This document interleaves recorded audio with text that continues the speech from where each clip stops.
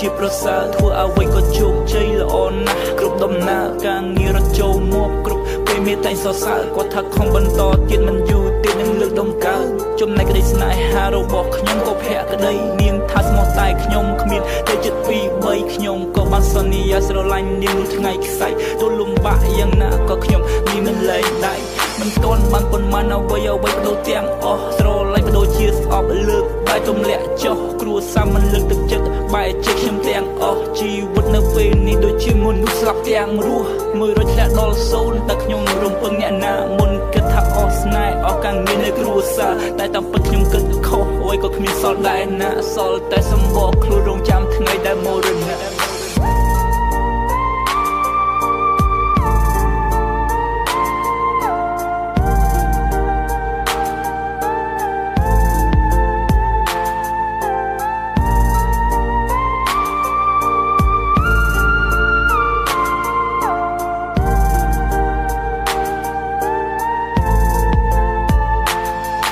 រឿងដែលគេនិទានប្រែខ្លាចជាការផ្លិចពីមកខ្ញុំគិតថាវាគ្រាន់ជាការប្រឌិតព្រោះមើលទៅធម្មតាហើយអ្វីក៏ចង់ស្លាប់ដល់ពេលនេះជួបផ្ទាល់ទៅយកពីការពិតអ្នកថាពិតជាស្រួលអ្នកជួបទៅពិបាកពីមកខ្ញុំរឹងមាំអីលើប្រែកំសាខ្ញុំខ្លាចការមើលងាយមើលស្រាលមិនទៅបង្អាប់អ្វីដែលខ្ញុំមិនខ្លាចនោះគឺសេចក្តីស្លាប់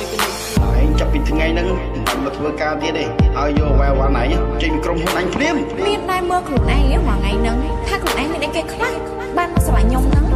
បានចាប់ពីថ្ងៃហ្នឹងទៅយើងបែកគ្នាអាកូនចង្រៃធ្វើអីក៏មិនបានការឯងចង់ទៅណាក៏ទៅអាកូនចង្រៃធ្វើអីក៏បានការចង្រៃឯងមានអីគេខ្លះ